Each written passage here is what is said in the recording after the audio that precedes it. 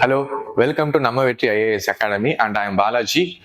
In this video, we are going to see about history, modern India. You peoples all had idea about we all are under the British rule, and we got freedom from British only. So I am going to explain in 5 minutes about how British captured the entire India, because capturing India is not a very easy process. India is a country with 3 million square kilometers of area.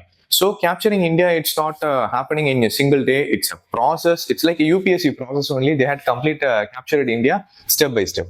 So how the British peoples came to India? Because Europe is nearly 5,000 kilometers from here. They had came to India through ocean only. They had came to India through Bay of Bengal in this region. So British not first came to our country. There is a competition in Europe. Likewise, Portuguese only first to find the route to India, and they reached India in this west coast. And after that, Portuguese, many peoples like Dutch, Danish, French, and British, they also wanted to came to India. The main reason for coming to India is only for trade only.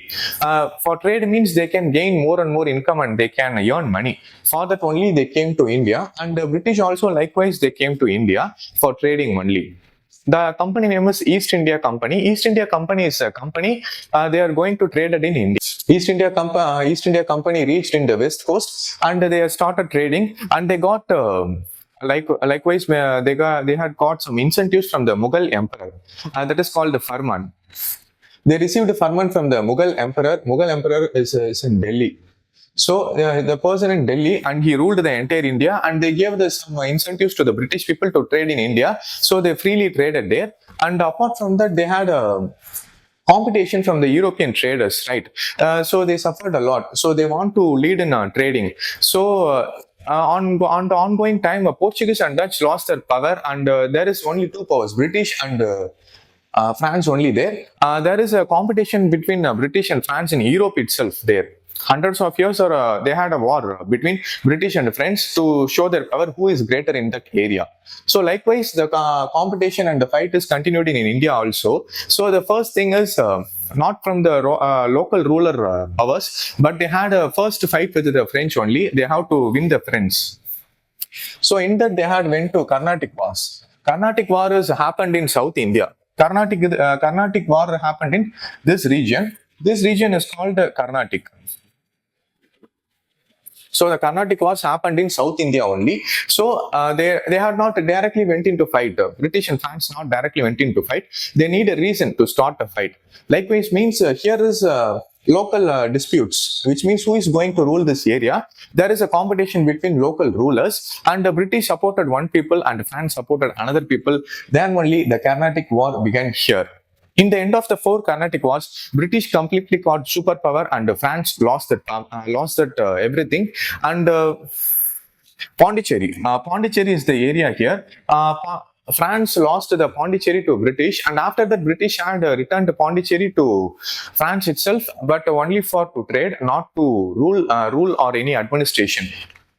So the Carnatic Wars are completed here, and the British saw all these things about the Indian rulers. There is disputes among the local rulers. British saw this, and they want to earn more and get power. Means they have to involve in the local disputes. So that's what the thing British learned here, and they went to Bengal. Second fight is here, Bengal. Actually, this is Bangladesh. This is Bangladesh. This is not that separate country on that time. So this region is simply Bengal only. And after independence only, the Muslim majority peoples want to form a separate country called Bangladesh. Like this story applied to Pakistan also. After independence only, Muslim majority peoples, they want to form a country called Pakistan. After independence only, Pakistan got formed. So before that, while British invading India and British capturing India, means this is not the exact political map also. So this is what political map after we got independence. Before that, it's not the simple area only, no boundaries, no. That depends on the boundary is being set by the rulers during the time only. And the second war is Battle of Plassey and Battle of Buxar has taken place in Bangladesh. In Bengal.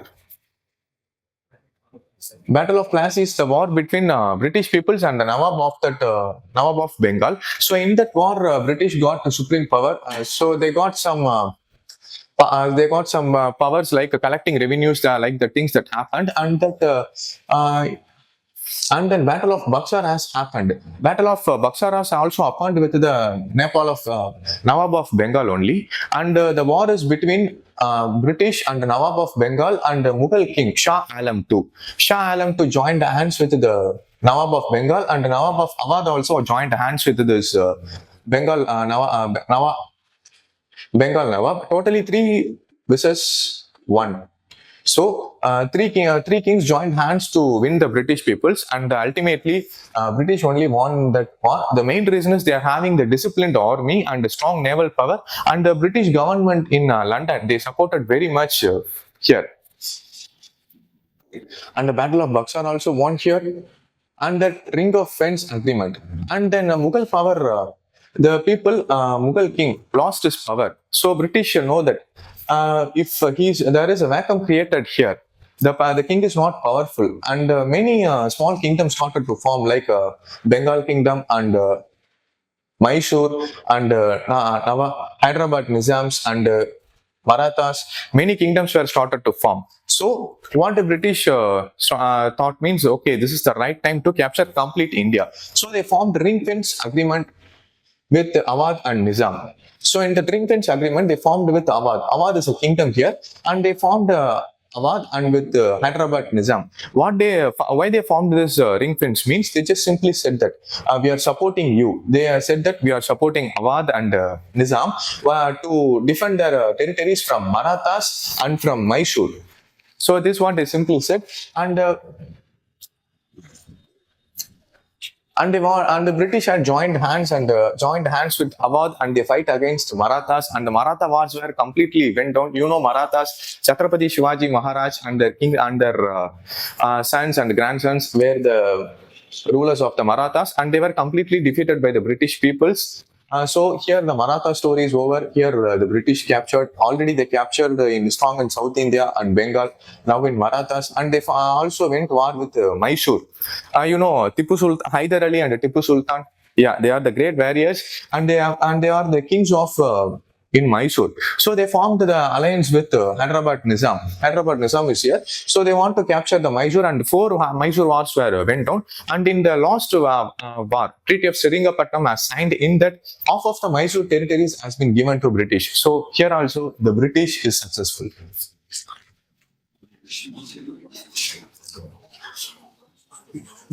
And after that, they had went war with Anglo-Sikh. Sikh wars has went. Sikh means Punjabi peoples. Here, the Punjab region, 2 Punjab wars went in that. The British also had upper hand in that, and then Burmese War. Burmese War is a region in Burma, Myanmar. Simply what? Myanmar is what our close neighbor, and we had nearly thousands of kilometers sharing border with us. So Myanmar. So we had also had wars with the Myanmar. The one thing is, in the first Burmese war, Burma has ceded Assam, this region, and Manipur to India only. So before independence, during the 1850s, Assam and Manipur under the Burma control only. So after losing in that war, Assam and Manipur has given to British government. So then Nepal war. So Nepal is the region here. So British had war with the Nepal wars, and the Nepal Gurkhan warriors, they were very strong, and after that they are also lost to British only. So they had completed the whole India. British, the one thing is important. So how they captured Maratha and Mysore with the support of Awadh and Hyderabad Nizam. Like this thing, this applies to all. If they go to war with Punjab or Nepal or Myanmar means they need the local support. So they had a good agreement with the local kings. I help you and you must have to help me. So like this agreement they had formed with the local rulers, and they captured the whole India. This is what completely a strategy thing. They have come to India for trade, and they had completely captured the whole India. So the two things are very, very important.